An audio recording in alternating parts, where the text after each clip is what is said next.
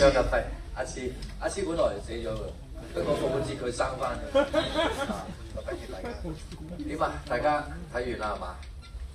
有咩反應咁啊？我見到好好睇，係咪㗎？梗係啦。見到大家都都望住我喎。咁不如大家藉住今次我哋影前啊嘛，呢啲咪影後啊嘛，即係交流會啊嘛，交流梗係要大家傾下偈咁啦。咁其實我相信呢個戲咧，因為即係比較複雜咧，有啲夢啊，有啲現實咁，好似撈亂咁樣。可能啲信息大家唔清楚，想討論下咧。其實我哋而家今次嚟嘅目的就係咁樣，所以大家可以放膽啲發問問題，同埋淨係喂套戲淨係聽我最後嗰首歌，你值回票價啦。好，咁啊，我哋3、2、1舉手傾下偈啦，好唔好？直情有咩問題可以問啦，我數下。Brian， 你3、2、1，呢邊。你好似有啲黑幫背景咁。冇啊，我好中意嘅導演拍呢個題材嘅戲，即係講到我啲觀眾可能要感受到發夢，即係發生咗啲所謂嘅因果啦。你好似有啲過來人咁喎。係啊，有啊，完全係你發嗰啲夢我都曾經發過，即係喺個戲院度睇套戲入邊，即係試過有呢啲事發生咗，即係我相信係有因有果。同埋你嗰首歌好好聽，我呢排成日聽，因為咁你有冇揾師傅去睇下？揾緊㗎啦，不過咧，其實最緊要相信自己，唔好咁唔好做害人嘅事咪得啦。係啦，唔好做害人。其實而家成個戲都係講緊心中有鬼啫嘛。係啊。你做咗害人嘅嘢，你咪咩咯？係啊，所以我都想你拍多啲唔同類型嘅戲。呢種戲係真係要有人識欣賞咧。睇多幾次，我覺得睇一次係唔夠啊！我因為今次係睇到第4次。我認同啊，因為我睇第2次都覺得有幾可愛，睇落有黑幫背景喎，睇落有。多謝你啊！好似一個良好市民咁樣。好市民嚟㗎，我哋絕對。咪想講翻咧，因為呢種戲咧好偏門啊，其實都無數咁多投資方拒絕咗我㗎。咁不過最後我覺得，即係作為觀眾，作為一個電影喺個市場上邊咧，如果多啲選擇。好過唔使成日睇一啲好主流嘅嘢，好似冇乜其他嘢可以睇到咁樣咧，都係觀眾冇選擇權咁樣啫嘛。可能間唔時有嘅，有套鬼修女，有套咩咁呢位朋友講電話嗰個位，喂白色頭髮嗰個幫我整頭髮嗰個朋友咧，你啊係啊冇錯，你講我個髮型師嚟嘅呢個，咁即係希望可以我哋自己本土嘅都有電影可以有多元化嘅發展選擇。咁我哋係咪開心啲咧？起碼睇到你哋熟悉嘅面孔，做一啲外國先肯製作嘅題材。咁我自己都係憑住呢個叫做點啊？呢個叫做點解嘅？犯法嘅喎咁樣，你喺第2個影院走過嚟。係啊。咁我都係希望想即係做多啲唔同嘅嘢啦，希望。咁呢一個咁冒險嘅決定咧。我諗未來短期內應該冇乜咁傻嘅人肯再做第2次嘅。唔好啊，拍多啲拍多啲啊！唉，你估真係唔使錢嘅咩？拍多你識劉德華啊嘛？咁所以大家中意就 OK 啦。咁其實我頭先都講裏邊，我哋講翻電影啦，有啲乜嘢大家可以想傾下偈，傾下。再嚟講啊！後邊嗰位有問題。好，有問題。佢點知佢有問題咧？唔係問題，佢都好正常一個樣。花啦做得好，花啦冇錯。大家都我講翻以前嘅粵語長片咧，係黑白好分明，即係忠就忠，奸就係奸，即係叫你唔好做壞事，壞事一定係報應。其實呢啲片係好嘅，你而家拍翻即係呢啲片咧，話俾人聽唔好做壞事，真係唔好害人。你害人係心中有鬼，你自己成世都會唔安樂。所以我覺得呢啲片即係 remind 翻我哋以前細個睇嗰啲戲啦，同埋。睇翻依家好多片都係好唔知佢做乜，睇完出嚟我唔知佢講乜，但係呢套我會知佢講乜，即係自己叫你唔好做壞事啦。同埋有嗰啲即係有啲嘢要講嘅話咧，你唔好誤會啦，講清楚佢，咁係你將來咧大家都會好。即係講緊譬如親戚朋友啊，自己一啲或者同事啊，日常可能有一啲少少嘢揞咗喺個心度。即係唔出聲，其實大家都唔舒服。如果都係要衡量嗰件事嘅喎，即係我唔係叫大家喂有啲乜嘢唔妥都攞出嚟講，有啲嘢唔妥咧就攞唔得出嚟講嘅喎，一攞出嚟講可能更惡化嗰件事嘅喎。但係如果可以攞得出嚟講嘅，咁可以即係破咗冰，咁大家會舒服啲嘅，都可以考慮下嘅。咁啊，頭先呢位先生講話做壞事你就唔安樂。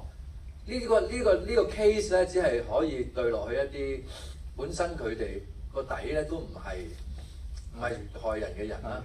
咁如果我底本身我殺手嚟嘅，我殺完人我都仲去頂打邊爐啊！我打完邊爐都仲要殺多2個翻屋企先瞓，嗰啲又冇所謂啦，係咪先？咁但係我哋一般小市民係嘛？我哋都梗係盡量即係想心安理得咁樣瞓覺啦，每日都可以係嘛？好，再問好呢位先生，好下一個到你好唔好？好呢位先生先，下一個呢位小姐。咦，你個宗旨咩意思啊？你個入去今日好開心啊！係，琴日我先買飛嘅，咁見到謝宇翔，我覺得套戲好好啊，但係咧成套戲咧，我喺前睇呢套戲咧，我覺得嗰啲比較陰暗。咁但係因為近排邊都係睇埋啲戲咧，包括電視都係咁喎，即係而家個世道已經唔係好好啦。哦。好啦，咁即係你講到尾都係想我拍喜劇啫。OK。我覺得成套戲都好，我覺得就話即係喺呢啲刻我哋啲場景啦，成個故事啦，同埋我都 final 我都估到你一定係因果㗎啦，無端端唔會搞你嘅呢啲啦。咁但係有時喺個社會上面，即係而家太多灰暗。咁反而我覺得會唔會你拍嗰時候會加翻啲可能埋尾嘅結果會好啲啦。咁另外其實我唱歌唱嘅在夢裏跟你親，都係黑暗㗎嘛。OK， 你繼續。咁另外就係臨尾啦，我話臨尾加咗阿劉德華先生咧，件事完咗啊！件事我講係玄妙咁完，好似你帶出信息就係話件事唔係淨係心理病咁簡單，仲有啲其他嘢嘅咁樣喎。好，我解釋下呢度先，即係喺我哋個華人社會嘅世界啊。我哋咪成日，我哋細個都做咩？你話阿媽又打小人，唔知點解隔離屋嗰個又話佢個仔撞邪，要落樓下燒嗰啲咩拜日腳咧？有冇聽過啊？跟住符水梗要飲啲啦，咁樣啲香爐灰啊嗰啲咁樣。咁我哋嘅華人社會就有好多呢啲咁特性嘅習俗，即係咪咧？得唔得咧？唔知啊。咁好似呢啲傳統又係包含咗迷信喺度嘅，咁但係我其實喺網上都睇過一啲人話：咦，點解你成個戲以一個咁文明醫學嘅手法去解釋精神病？點解最後會變咗調，有一個超咗負能力嘅一個角色咧咁樣？咁其實我都係刻意變調嘅，因為我喺度諗緊，如果呢一個戲我作為一個 open ending 嘅處理，我最後都想有一個變調嘅人咧出嚟定性咗呢一件事咧，我係會變調嘅。咁做咩你要變調咧？咁因為如果我哋他日有機會再做第二 part 嘅時候，第二個 season 嘅時候，咁我都希望有個 hook 喺第一集個尾度有個 hook 勾住咗呢個 open ending。咦，跟住佢會有啲咩事發生咧？咁我就覺得有一個有份量嘅角色同有一個有份量嘅人去做呢一個勾住觀眾嘅一個動作嘅人啦。咁而呢個人嗰個人設咧，都係大家睇到佢係咪受過重傷㗎？係嘛？有冇人睇到啊？大家瞓咗啦，到嗰度已經係嘛？係手啦，冇錯係啦。咁另外仲有咩啊？仲有咩啊？10分鐘啦，係啦。仲有其實佢後腦有條好長嘅好深嘅疤痕。我想講你做乜咁遲先講啊？早啲講啊頭先。好嗱，咁啊係啦。點解佢要有呢啲？你有啲人設喺入邊咧？因為佢個背後都係有啲故事嘅。咁個故事要點樣發展咧？咁係呢個 open ending 或者及後之後仲有機會咧？咁就一定梗係唔似第一集啦。如果我再拍多一集，同第一集有個醫生有個的士佬嘅，咁你不如睇翻第一集係咪啫？咁冇理由咁樣噶嘛。咁下一集梗係可能又會變調啊，可能又會變下一啲，可能又會即係變得commercial 啲啊，或者再藝術啲咁樣。係即係啦。上呢個嗰套戲係張學友，個萬年係張學友。係啊，咁就揾埋佢兩個做係嘛？咁啊再諗下啦呢樣嘢。咁啊，即係個原意個用意就咁樣嘅啫。咁啊滿唔滿足到你嘅發問啊？好，滿足到，好多謝晒呢位朋友。咁我哋再嚟緊，我哋時間無多，快啲我哋。頭先嗰位小姐冇錯，頭先嗰位小姐，藍色先生嗰度仲問唔問啊？見你啱啱唔係前邊藍色先生戴眼鏡呢位唔問啊？好攰喎，見到你係咪發夢啊近排？等陣試下俾呢位小姐講陣先。好。好。因為我由細到大都好中意你嘅，我由小學自己細個咧喺屋企冇嘢做咧，就發夢啦。唔係有線啊膠全部我都係有你嗰啲，我就一定會撳過去嘅。係啦，因為我細個開始睇你啲戲。其實我一直都係呢個係我志願嚟嘅。我由小學要冇嘢做，自己即 weekend 喺屋企我就喺度睇啲戲嘅。因為我細個就冇嘢做，就係睇香港電影嘅啫。咁我唔知，因為我見到你好多訪問同埋之前陀地驅魔人咧，你都係話覺得呢啲叫做偏門，我唔知算唔算偏門，但係我好中意陀地。跟住今次屬夢嘅嗰個 visual 嗰個感覺咧係好強，其實我到而家都消化緊嘅。咁我有兩個問題嘅，一個問題就係我 get 到嘅嘢就係成套戲係解鈴還須繫鈴。咁劉德華嗰個角色算唔算係一個 kind of 一個解鈴人出現？去令到戲中嘅所有嘢，然後作出個反思。第二個問題就係佢最尾劉俊謙係擁人，佢有一幕係擁自己阿媽咁。佢係咪去到後期算唔算叫做未必面對到自己？佢係 kind of 面對咗自己，但係佢又好似將個真實嘅同事實相反，又扭轉咗，再加上一啲好似失調咁樣。係，好，我解釋咗劉俊謙先，因為前面嗰個你問完之後答咗啦，自己已經。咁我講後邊嗰個，即係阿劉俊謙咧，佢當時咁細個啫嘛，係嘛？佢面對嗰個家庭嗰個壓力係咩啊？屋企佢老豆揾食艱難，家暴，佢阿媽嗰個承擔壓力嗰個能力好有限啫，所以已經有埋精神病啦。佢只不過係一個小朋友嚟啫。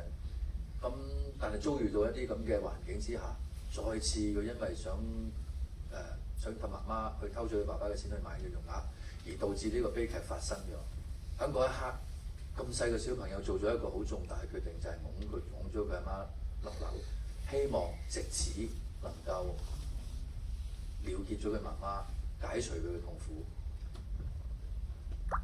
但係佢承受唔到呢一個，我哋而家咁多成年人要面對呢啲都未必承受到喎。咁但係佢咁細個，佢個精神狀況嗰個自動機制咧，嗰個保護能力咧 block 咗佢即刻，你承擔唔到，直頭唔記得咗。咁佢一直以嚟咧，無論未發夢發到咁底咁深嗰層咧，即係佢拱咗媽媽落樓嗰陣時咧，即係再之前嗰啲嘢，佢都組織唔翻過嚟嘅，每次瞓醒都。咁直到成個戲嘅最後咧，先至講緊佢結果就俾大家睇，俾佢自己睇，亦都俾大家睇啦。其實喺一啲睇唔出嘅現狀嘅人咧，佢承受壓力嗰個能力都你估唔到嘅。有啲人可能我日頭教書啊，大家俾心機讀書放學啦咁樣。可能我翻到去用皮鞭要打自己背脊，要鞭自己，去發泄一啲內心陰暗面嘅傷痛。咁呢一個係佢刻意拱咗媽媽落樓嘅，而呢個傷痛咧，曾經亦有啲網友解説咧，就話唔係佢唔係為咗解脫媽媽嗰種痛苦，佢係從小因為有呢種暴力嘅環境成長咧，佢已經深種咗一啲暴力嘅細胞。佢嗰一刻佢覺得佢想拱媽媽落樓，佢所以拱咗落樓。咁你嘅解説都可以咁嘅，亦都甚至乎喺最後一刻，劉德華入去見佢嗰場咧，佢都可以係 Doctor Man 嘅夢嚟嘅啫嘛，可以唔係事實，可以唔關劉德華係咪真係有呢個能力去入佢嗰夢嘅，即係所以呢一個 ending 咧，都係一個 open ending 啦。咁但係事實上 Doctor Man 拱咗媽媽落樓之後咧，佢有一個鏡頭咧，咪喺個門前有四面都見到佢又跳又笑又叫嘅。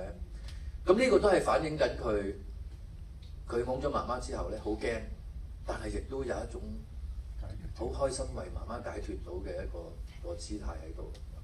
譬如再講有一場阿 Doctor Man 嘅夢境，佢咪好細個走入張床度潛咗落個海嘅，佢媽媽喺側邊洗緊碗嘅。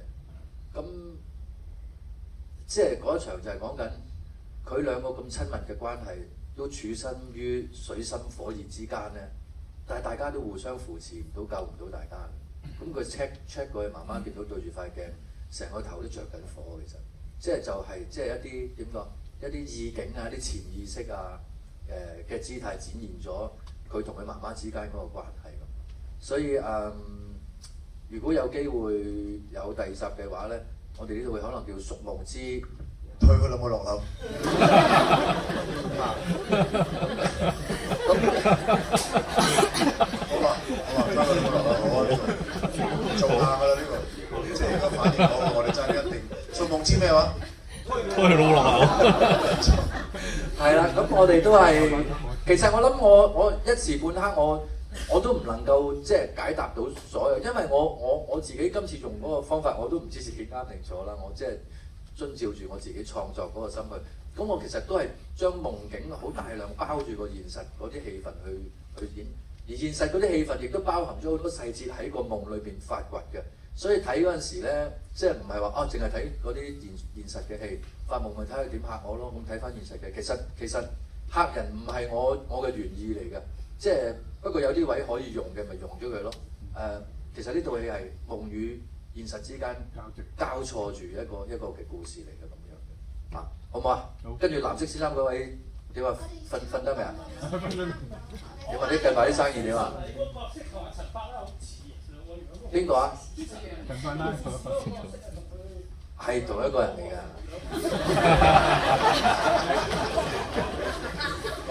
你睇多次啦。